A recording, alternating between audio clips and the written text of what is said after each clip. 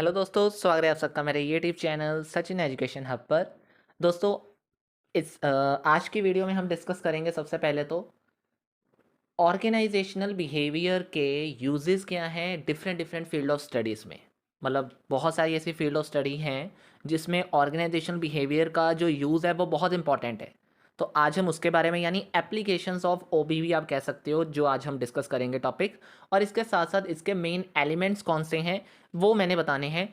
ये एक important question आपका रह गया था जो मैंने फर्स्ट पार्ट में डिस्कस नहीं करा था, जो इससे पहली वीडियो मैंने डाली थी, दैट इज ओबी का पूरा basic structure, challenges and opportunities के साथ इंपॉर्टेंट क्वेश्चन कवर जो किया था मैंने। अब ये सेकंड पार्ट आप कह सकते हो जिसमें मैं आज कवर करूंगा कि एलिमेंट्स कौन से हैं और मेनली एप्लीकेशंस इसकी क्या हैं। तो चलिए बिना किसी टाइम वेस्टेज के देख लेते हैं। तो सबसे पहले आपके सामने है बिजनेस एंड मैनेजमेंट में ओबी का क्या यूज़ है। तो बिजनेस एंड मैनेजमेंट जो फील्ड है, आपको भी पता है कि बिजनेस एंड मैनेजमेंट ही तो एक ऐसी पर्टिकुलर फर्स्ट फील्ड है जिसमें ऑर्गेनाइजेशन बिहेवियर सबसे टॉप रोल प्ले करता है। क्यों? क्योंकि इसी में जो वर्कर्स और एम्प्लॉयज़ होते हैं वो ज़्यादा मोर इफ़ेक्टिवली हमें पता चलते हैं कि उनको कैसे काम देना है या उनको कैसे मैनेज करना है, या फिर अपने मैनेजमेंट में वर्क का कंट्रोल कैसे करना है। यानी इन शॉर्ट अगर मैं कहूँ तो एक बिजनेस में हमने कैसे ऑर्गेनाइजेशनल बिहेवियर के प्रिंसिपल्स को अप्लाई करना है, अपने एम्प्लॉयज़ को मोटिवेट कैसे करना है, कम्युनिकेशन उनके साथ कैसे क्लियर करनी है, कम्युनिकेशन गैप कैसे मेंटेन करना है, टीम वर्क कैसे बिल्ड करनी है। ये जो फैक्टर्स होते हैं ना, ये बहुत इफेक्ट करते हैं एक मैनेजमेंट के अंदर। तो इन सभी को ध्यान में रखने के लिए हमें ऑर्गेनाइजेशन बिहेवियर लेना बहुत ज़रूरी होता है, उसकी स्टडी करना बहुत ज़रूरी होता है। सिमिलरली फॉर एग्जांपल आपके सामने लिखा है a manager might use OB concept to improve the employee engagement and reduce the turnover. Obvious सी बात है, जब तक हम अपने एम्प्लॉयज़ को समझेंगे नहीं कि वो क्या चाहते हैं, कहाँ पे उनको लगा के काम करवाना है अच्छे से, उनकी जॉब सेटिस्फेक्शन होनी बहुत ज़रूरी है, जॉब एनरिचमेंट होनी बहुत ज़रूरी है, इन सब का ध्यान रखना है। That's why business and management में अपने एम्प्लॉयज़ को अंडरस्टैंड करने के लिए, ऑर्गेनाइजेशनल बिहेवियर उनके परसेप्शन को जानने के लिए, उनकी इमोशनल इंटेलिजेंस को समझने के लिए हमें ये कंसेप्ट ज़रूरी समझना है। सिमिलरली सेकंड है psychology.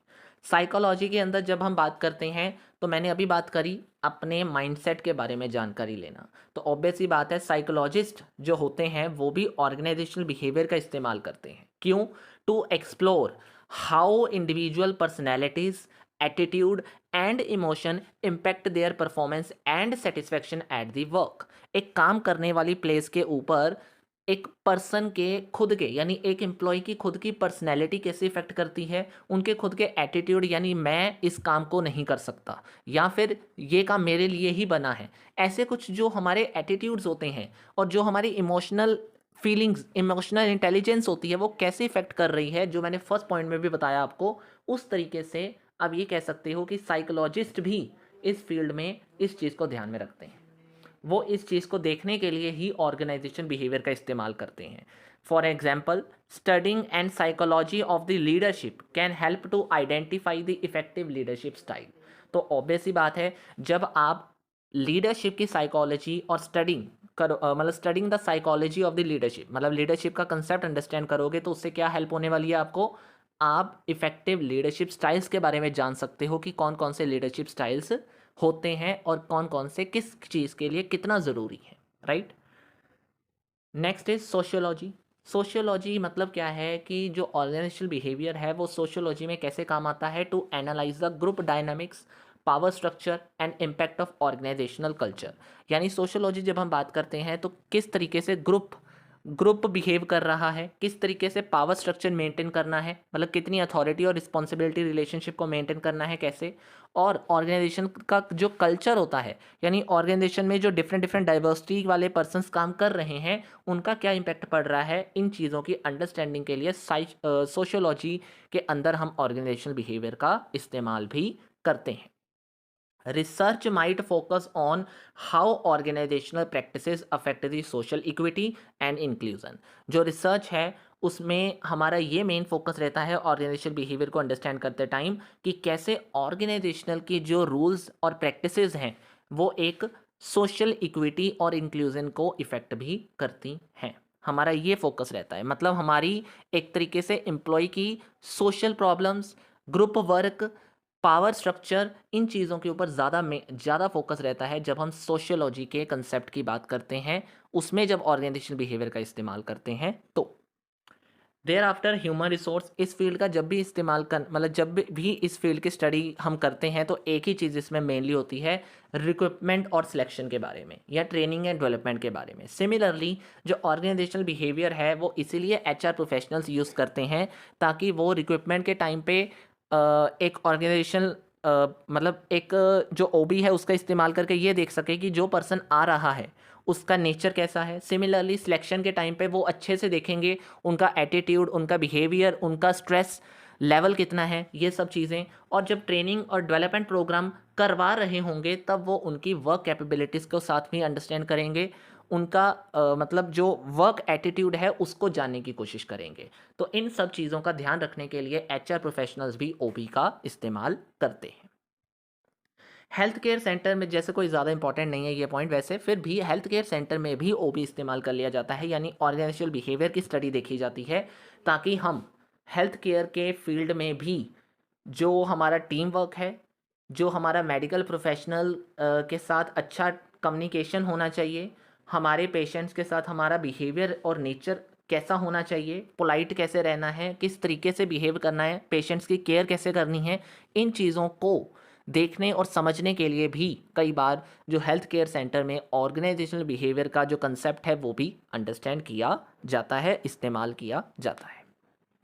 Next is education. Obvious सी बात है यार, अगर मैं आपको पढ़ा रहा हूँ, आप स्टूडेंट एज अ ये सब्जेक्ट पढ़ रहे हो तो क्या है ये, ऑब्वियस सी बात है एजुकेशन की फील्ड में भी ऑर्गेनाइजेशनल बिहेवियर होना ज़रूरी है, क्योंकि टीचर के लिए भी स्टूडेंट टीचर बिहेवियर को अंडरस्टैंड करने के लिए ये चीज़ बहुत ज़रूरी है। क्लासरूम का डायनामिक्स कैसे हैं, मतलब क्लासरूम में कैसा इन्वायरमेंट है, या फिर आप ये कह सकते हो एक लर्निंग इन्वायरमेंट को अंडरस्टैंड करने के लिए हम एजुकेशन के एरिया में भी ऑर्गेनाइजेशनल बिहेवियर को लेकर आए हैं। फॉर एग्जाम्पल मतलब जो टीचर हैं वो अप्लाई कर सकते हैं ऑर्गेनाइजेशनल बिहेवियर को to create a supportive and motivating classroom atmosphere. Organisational behaviour लेकर आकर, क्योंकि ऑर्गेनाइजेशनल बिहेवियर से हम समझ जाएंगे कि स्टूडेंट्स एक्चुअली में करना क्या चाहते हैं, क्या सीखना चाहते हैं, किस चीज़ में उनका मतलब किस चीज़ में वो ध्यान रख रहे हैं, उस तरीके से हम उनको मोटिवेट करके उस एरिया में आगे बढ़ने की मतलब एक तरीके से उनको मोटिवेट कर सकते हैं आगे बढ़ने के लिए उस एरिया में, और उनको सपोर्ट भी दे सकते हैं। तो इस तरीके से ऑर्गेनाइजेशनल बिहेवियर का जो रोल है वो बहुत ज़्यादा होता है इन सभी फील्ड्स में। This is all about the main applications. अब हम बात करते हैं एलिमेंट्स इसके क्या हैं, यानी इसके मेन पार्ट्स क्या हैं। तो 4 मेन पार्ट्स ही इसमें कवर किए जाते हैं ऑर्गेनाइजेशनल बिहेवियर के कंसेप्ट में। सबसे पहले आता है पीपल, देन उसके बाद स्ट्रक्चर, देन उसके बाद टेक्नोलॉजी एंड द इन्वायरमेंट। सबसे पहले किसी भी ऑर्गेनाइजेशन बिहेवियर की स्टडी करोगे तो उसमें सबसे पहला एलिमेंट है पीपल। पीपल, ऑब्वियस ही बात है यार, हम लोग, अगर पीपल ही नहीं है किसी ऑर्गेनाइजेशन के अंदर तो बात वहीं पे ख़त्म हो जाएगी। ऑर्गेनाइजेशन बिहेवियर का कंसेप्ट ही अधूरा है इस मेन कंपोनेंट के बिना, इस मेन एलिमेंट के बिना। क्यों? क्योंकि इसमें ही एम्प्लॉयज़ आते हैं, मैनेजर्स, लीडर्स या और भी कोई इंडिविजुअल अगर है ऑर्गेनाइजेशन के अंदर तो वो पीपल ही है। तो is the heart of the organisation. जब तक वो नहीं है तो उनके अंडरस्टैंडिंग कैसे करोगे भाई? तो सिंपल सी बात है, ऑर्गेनाइजेशन बिहेवियर तब तक पॉसिबल है जब तक पीपल है, otherwise organisation behaviour is nothing without the people. ठीक है। Similarly second, structure.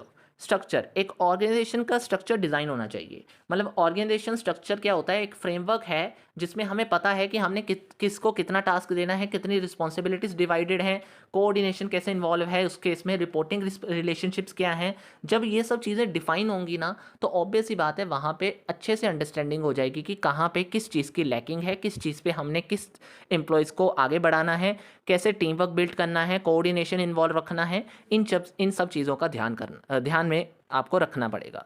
और ये सब चीज़ें पॉसिबल कब होंगी? जब आपका ऑर्गेनाइजेशन स्ट्रक्चर डिज़ाइन अच्छे से होगा या फिर रिपोर्टिंग रिलेशनशिप्स आपको पता होंगे। Third one is technology.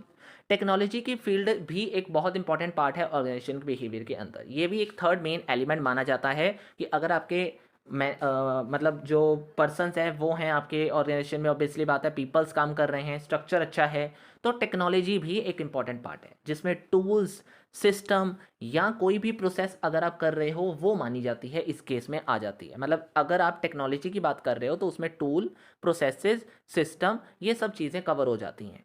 और इसके अलावा अब बात ये आती है कि इसकी ज़रूरत क्यों है। मतलब ऑर्गेनाइजेशन बिहेवियर ऑब्वियस ही बात है टेक्नोलॉजी के बारे में भी आपको बताएगा, इसकी इन्फॉर्मेशन भी आपको देने की कोशिश करेगा कि टेक्नोलॉजी कैसी है, टेक्नोलॉजी का काम मतलब टेक्नोलॉजी कैसे इस्तेमाल करनी है, या फिर टेक्नोलॉजी का यूज़ कैसे करना है, कौन सा सॉफ्टवेयर आपके लिए बेटर है, कौन से रिसोर्सेज आपने अच्छे से यूज़ करने हैं। इन सब चीज़ों का काम ऑर्गेनाइजेशन बिहेवियर में कवर किया जाता है एज एन टेक्नोलॉजी। ठीक है। And the last one is environment. तो इन्वायरमेंट क्या है? इन्वायरमेंट का मतलब आप जब समझते हो तो इसमें ज़्यादा एक्सटर्नल फैक्टर्स की ही बात की जाती है कि आप अपने एक्सटर्नल इन्वायरमेंट को कैसे कंट्रोल करते हो, आपका एक ऑर्गेनाइजेशन अपने एक्सटर्नल इन्वायरमेंट से कैसे घुला मिला हुआ है, अच्छे रिलेशंस बना के हैं या फिर आप डरते हो ज़्यादा। इन सब चीज़ों का ध्यान रखना होता है। तो कुल मिला के ऑर्गेनाइजेशन बिहेवियर अकेला आपको इंटरनल इन्वायरमेंट से लिंक नहीं करने को कहता, वो आपके अपने एक्सटर्नल इन्वायरमेंट या एक्सटर्नल फैक्टर्स का भी कैसे आपने सामना करना है या फिर उनके साथ कॉम्पिटिटिव एडवांटेज लेकर जाना है आगे, ये भी आपको बताने की कोशिश करता है। तो ऑर्गेनाइजेशन बिहेवियर के अंदर एक इंपॉर्टेंट एलिमेंट आता है इन्वायरमेंट का, जिसमें आप एक्सटर्नल फैक्टर्स की जानकारी लेते हो, कैसे कंपटीशन में आगे जाना है, मार्केट ट्रेंड्स के बारे में जानकारी लेते हो, गवर्नमेंट रेगुलेशंस के बारे में जानकारी लेते हो, या इनके अलावा इन सब चीज़ों की अंडरस्टैंडिंग करके आप क्या करना चाहते हो, अपने ऑर्गेनाइजेशन गोल्स को स्मूथली अचीव करना चाहते हो। राइट। तो this is all about the main elements. तो दो मेन टॉपिक जो मैंने आपको कहे थे, बस 10 मिनट की वीडियो में आपको वो चीज़ें कवर कर दी हैं मैंने। आई होप आपको ये टॉपिक अब बहुत सिमिलरली सिंपली अच्छे से समझ आ गया होगा। आज का ये टॉपिक यहाँ पे फिनिश होता है। कोई भी नोट्स किसी भी कमर्स सब्जेक्ट से रिगार्डिंग चाहिए तो टेलीग्राम चैनल आपके लिए हमेशा ओपन है, वहाँ पे फ्रीली वो सारे पीडीएफ्स आपको मिल जाएंगे। कोई नहीं मिलता तो मैसेज करके आप हमसे बात करके उस चीज़ को ले भी सकते हैं as soon as possible according to your syllabus. Right. तो this is all about today. Video अच्छी लगी है तो लाइक करिएगा ज़रूर और शेयर भी करिएगा, और चैनल को प्लीज़ सब्सक्राइब ज़रूर करिएगा। एज मच एज आपका जब सपोर्ट मिलता है तो हम आगे उतना ही अच्छे से परफॉर्म कर पाते हैं। सिमिलरली हमारा एक नया चैनल है तो उसको भी आप प्लीज़ हमें सपोर्ट करिएगा, क्योंकि वहाँ पे भी इंपॉर्टेंट क्वेश्चंस हम डालते हैं, इंपॉर्टेंट टॉपिक्स भी वहाँ पे कवर किए जाते हैं in English language. Okay, thank you so much, have a nice day.